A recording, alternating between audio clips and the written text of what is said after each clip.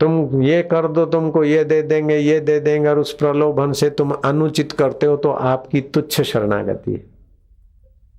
लेकिन प्रलोभन से अनुचित करने की आप जो फिर धनी होने की जो एकदम पैकेज पाने की लालच में आप करते तो आपकी हीन शरणागति है, आपका भविष्य दुखदायी हो जाएगा। लेकिन आपका उद्देश्य ऊंचा है और फिर आपको कुछ दूसरे की भलाई का काम करते हो तो प्रारब्ध वेग से ये नहीं देगा तो दूसरा देगा, लेकिन आ जाएगा। एक घटित घटना है, अहमदाबाद में वासना इलाका है, वहां एक इंजीनियर रहता था, कार्यपालक। डैम के विषय में उसका कुछ अधिकार। किसी ने 1000 रुपया कवर में दिया, बोले साहब कुछ भी हो मेरे पड़ोसी को इस बार पानी ना मिले ऐसा कर देना। उसने बोला अगर 1000 रुपया मेरे प्रारब्ध में होगा तो अपने आप आएगा, मैं पाप क्यों करूं, नहीं लूंगा। मैं बोलता हूं 1000 या 5000, मतलब कवर अच्छा है पैसे। उसने नहीं लिया। समय पकवाकर उसको बॉम्बे जाना था और बॉम्बे से अहमदाबाद लौट रहा था तो बॉम्बे से सूरत उतरने वाला एक युवक छोटा सा अटैची जिसमें हीरे वीरे भी थे वो भूल गया। और उस साहब ने, इंजीनियर ने अहमदाबाद स्टेशन पे देखा कि वो भूल गया, उतारा, घर ले आया। अब वो छोरा स्टेशन से उतरा और दुकान पे गया तो मारो सूटकेस रही गयो, बापलिया हाय रे मारू दीकरू हम थी पटेल हसे। ऊंचा नीचा हुआ, अब क्या करे उथल पाथल करते करते अब तो घबराया, उसमें तो माल था। अटैची पे नाम लिखा था और इंजीनियर ने फोन कर दिया कि तुम्हारा सूटकेस छोटा सा मेरे हाथ में है। वो भागा भागा बाप बेटा आए और उसे लिया और देखा कि सारा सामान पैसा है और उतने ही रुपए कवर में डाल के बोले साहब फूल नहीं तो फूल की पाखड़ी। साहब ने कहा इतने 1000 रुपये है ना। बोले साहब तुमको कैसे पता चला? बोले मेरे को आए थे पहले रुश्वत के रूप में, मैंने नहीं लिया, मेरे प्रारब्ध में होंगे तो आएंगे। तो तुम सूटकेस भूले और मेरे को इनाम मिल गया, और क्या बात है। बिल्कुल घटित घटना बता रहा हूं आपको। तो आप ऐसा नहीं सोचना कि हमने हीन शरणागति ली और मुझे ये मुनाफा हो गया, मैंने ये बुरा काम में साथ दिया और मुझे मुनाफा हो गया। नहीं नहीं, बुरा काम का फल भुगतना पड़ेगा। मुनाफा तो आपके प्रारब्ध में होगा तो हो गई।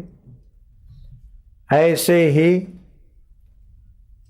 हुंगली जिला डेरे गांव में एक सज्जन रहते थे जिनके बेटे का नाम गदाधर था,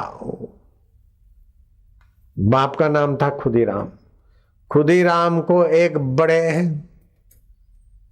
कहाने वाले डॉन ने कहा कि मेरे पक्ष में राजा के सामने गवाही दो कि मैंने इस किसान को 50,000 दिए थे 5,000, एक मिंडी बढ़ा दी थी।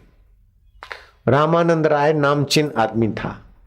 खुदीराम को दबाव डाला कि तुम मेरे पक्ष में गवाही दो। खुदीराम ने कहा मैंने देखा नहीं, मैं कैसी झूठी गवाही दूं। जानता है ना मैं कौन हूं? बोले मुझे पता है। आपके घर मंत्री भी आते हैं और बड़े बड़े पुलिस अधिकारी भी आते हैं, आप सबको पार्टी देते हैं। अगर मैं आपसे बिगाड़ी तो मेरा जीना मुश्किल कर सकते हैं, लेकिन मैं झूठी गवाही तो नहीं दूंगा, जो होगा होगा।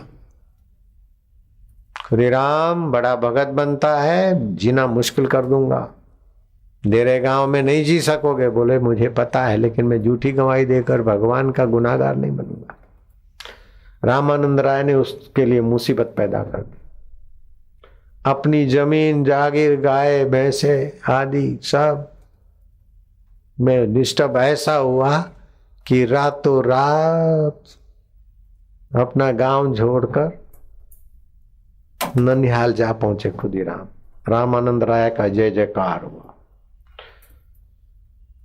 रामानंद राय ने हीन शरणागति ली, गुंडों आदि की या दूसरी आदि की, उससे उसकी उस समय तो सफलता हुई, लेकिन पत्नी बीमार हुई और बेटा दुश्मनों ने मरवा दिया और बेटी लोफर के साथ चली गई और खुद तड़प तड़प के मरे। हीन का आश्रय।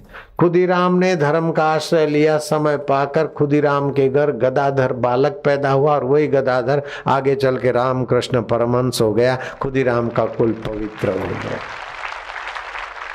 ऐसे थाऊमल के जीवन में भी कई ऐसे आए और भगवान की गुरु की सेवा ली तो थाऊमल के घर आंसूमल आए और आंसूमल आशाराम हो गए। थाऊमल सिरुमलानी जय जय हो रहा है।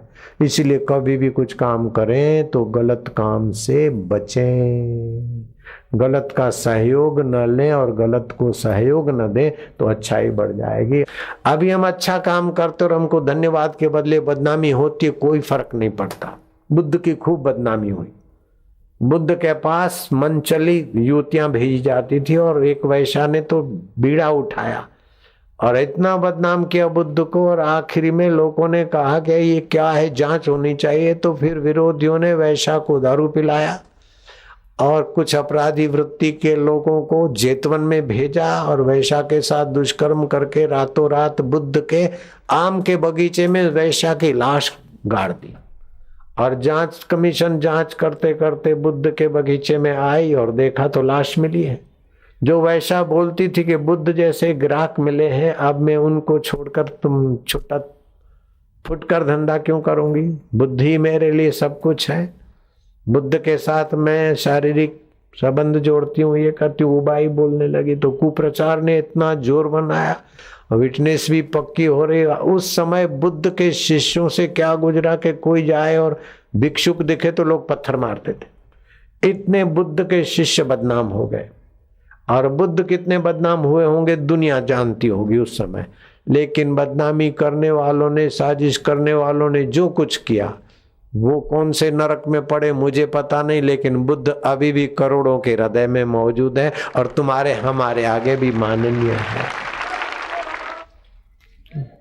बुद्ध की अपनी विश्रांति थी, अपना सत्कर्म था, अपना शुभ था। उस समय बदनाम हुए कबीर जी हुए, नानक जी जेल में गए हुए, लेकिन नानक जी का ज्ञान ध्यान और उनका तप अभी भी चमक रहा है। सिखों के हृदय में तो वंदनीय पूजनीय भगवान है, ब्रह्म ज्ञानी है, और दूसरों के हृदय में भी नानक जी तो आदरणीय है ही है। इसलिए आपका उद्देश्य अगर भगवत प्राप्ति हो जाता है तो फिर आपकी हयाती में कितने भी लांछन लग जाए, फिर भी आप महावीर को, बुद्ध को अथवा युधिष्ठिर महाराज को अपने सामने देखते तो नहीं, लेकिन उनके नाम से भी आपका मन सद्भाव से भर जाता और पवित्र होता है। रावण को, कंस को, हिटलर को आप देखते नहीं, लेकिन उनके नाम से आपके चित्त में कुछ ऐसे ही हो जाता है।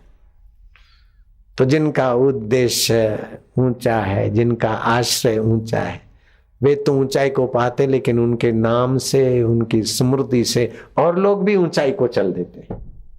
और जिनका उद्देश्य नीचा है, आश्रय नीचा है, वो तो नीची गति में जाते ही हैं।